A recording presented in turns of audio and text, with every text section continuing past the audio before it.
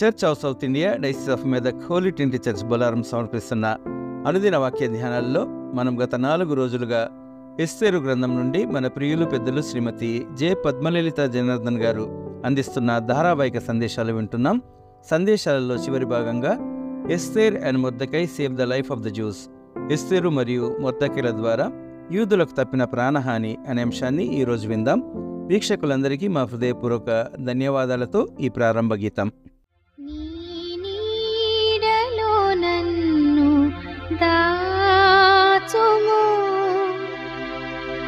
నీ జాడలో సాగి పోదును,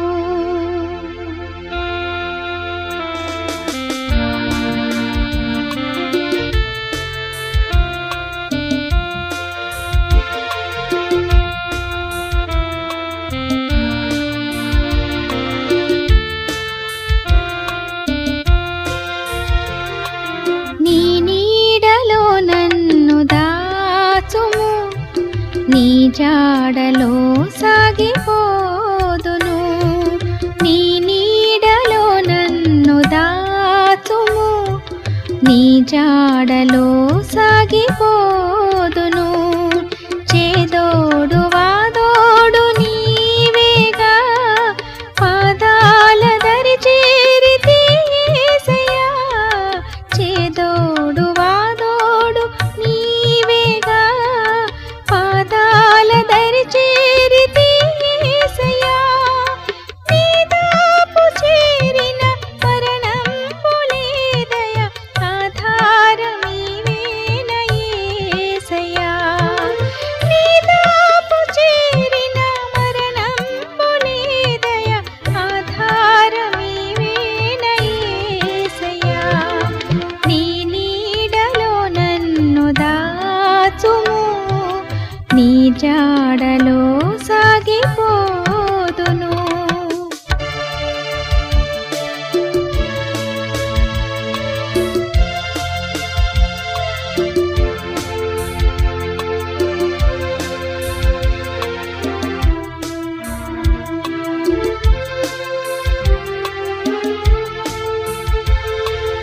గాయాలు చాలాయ కడుగుము దేవా, ఆయాసము తీయు నీ రక్తము. గాయాలు చాలాయ కడుగుము దేవా, ఆయాసము తీయు నీ రక్తము. నా యాత్రలో నీవే నా సారథి, నా ఆత్మ నీ యందే హర్షించును. నా యాత్రలో నీవే నా సారథి, నా ఆత్మ నీ యందే హర్షించును. నీ నీడలో నన్ను దాచుము, నీ జాడలో సాగిపోదును.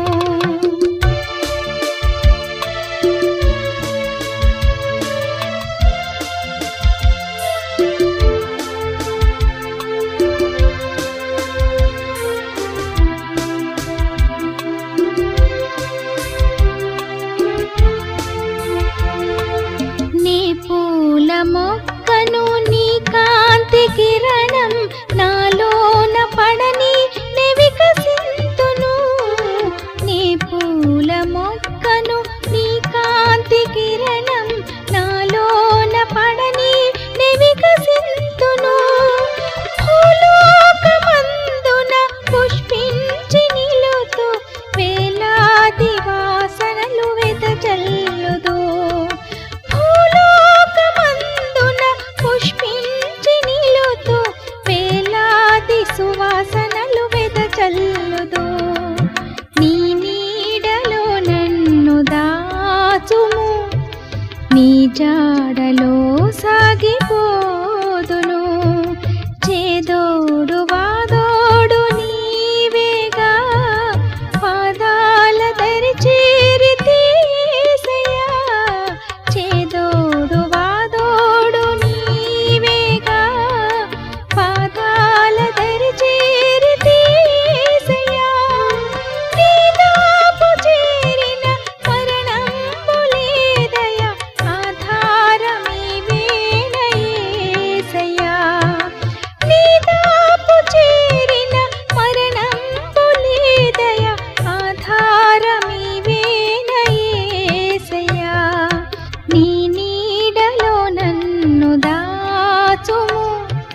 నీ జాడలో సాగి పోదును.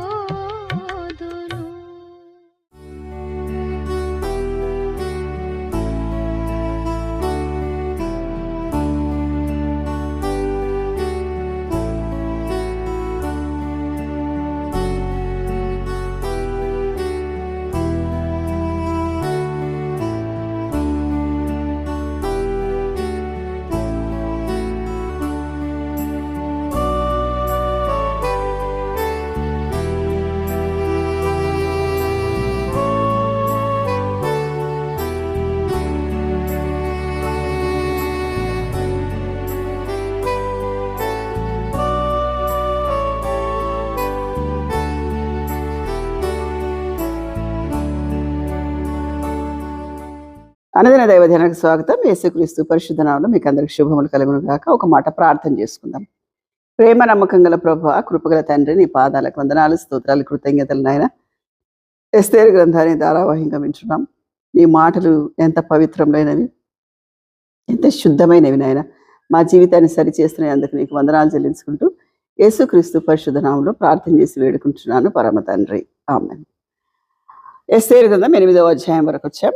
8వ అధ్యాయంలో రాజైన అహష్వేరోషు ఏం చేశాడంటే హామాన్ ఇల్లు, రాజముద్ర గల ఉంగరం ఇవన్నీ మొర్దెకైకి ఇచ్చేశాడు.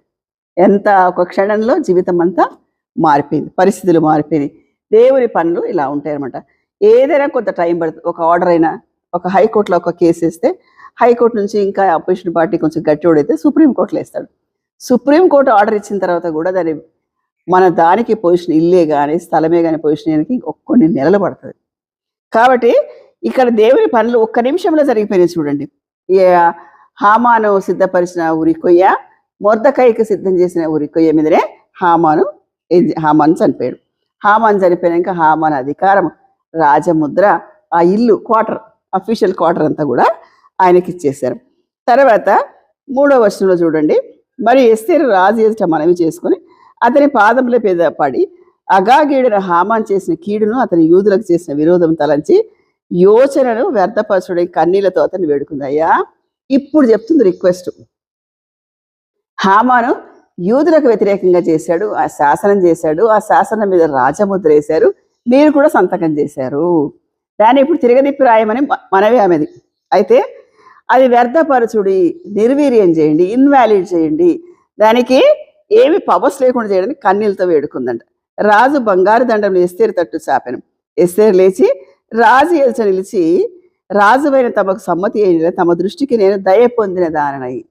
ఏమి కోరుకున్నది? ఈ గ్రంథం అంతా చదివినప్పుడు నా ప్రార్థనలు ఇదే వచ్చింది, దేవని దయను కోరుకుంటున్నాను, నీ కనికరాన్ని కోరుకుంటున్నానని దయను కోరుకున్నదండి. తర్వాత ఆ హామాన్ చనిపోయినాడు, కానీ శాసనం సంగతి ఏంటి? మరి శాసనం అయితే అయింది కదా, జీవో పాస్ అయింది కదా, ఎలా ఇంప్లిమెంట్ చేయాలి అని అంటే అప్పుడు రాజు శాస్త్రం మార్చాలని, అది రాజుకు చాలా అవమానం. యెషయా గ్రంథం 14వ అధ్యాయం 3వ వచనంలో చాలా మంచి మాట ఉంటుంది దీని గురించి, రాజుల అధికారం గురించి ఉంటుంది.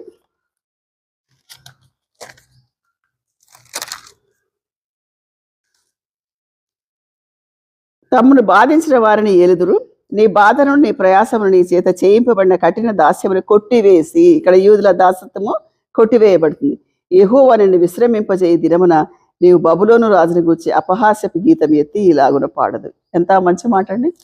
ఇక్కడ ఈమె అపహాస్యం చేయలేదండి, చాలా మంచి రాణి.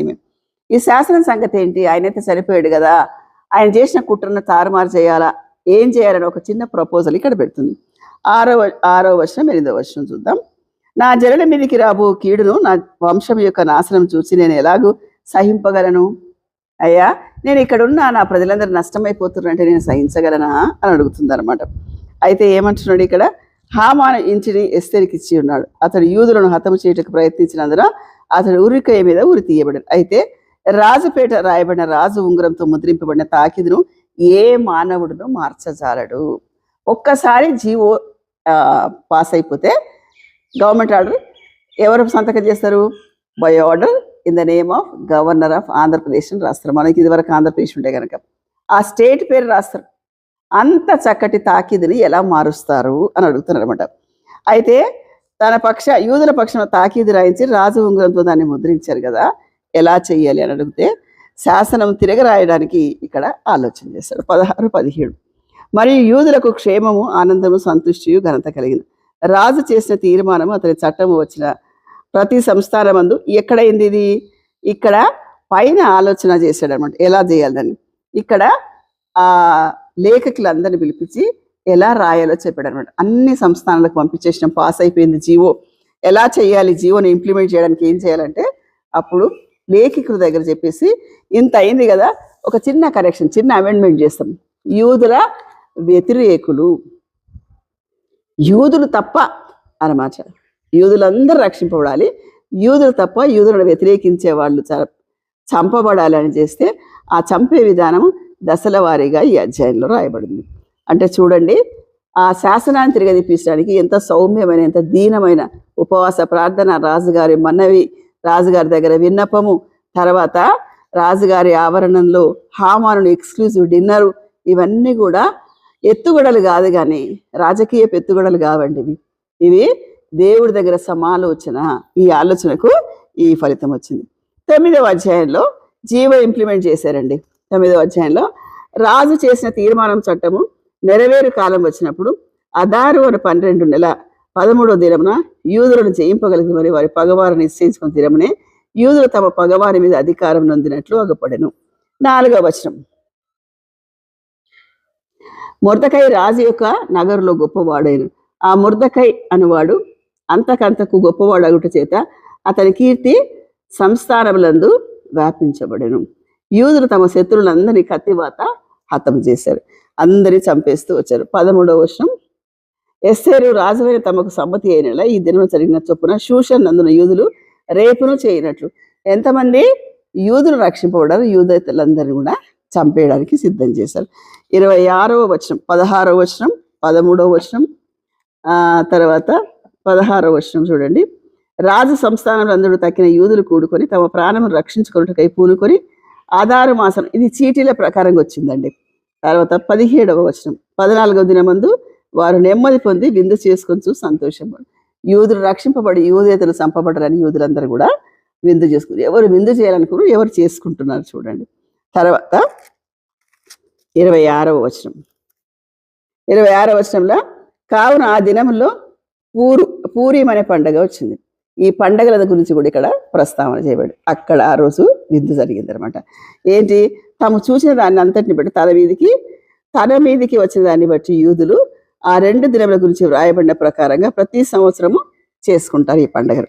తర్వాత 29వ వచనంలో చాలా మంచి మాట అండి. అప్పుడు పూర్వము యొక్క వ్రాయబడిన ఈ 2వ ఆజ్ఞను దృఢపరచకు, అంటే ఈ రాణి వస్తీ ఎట్లా పోయింది, మొర్దెకై ఎట్లా వచ్చిందని ఈ 2 వచనాలు ఉంటుందండి.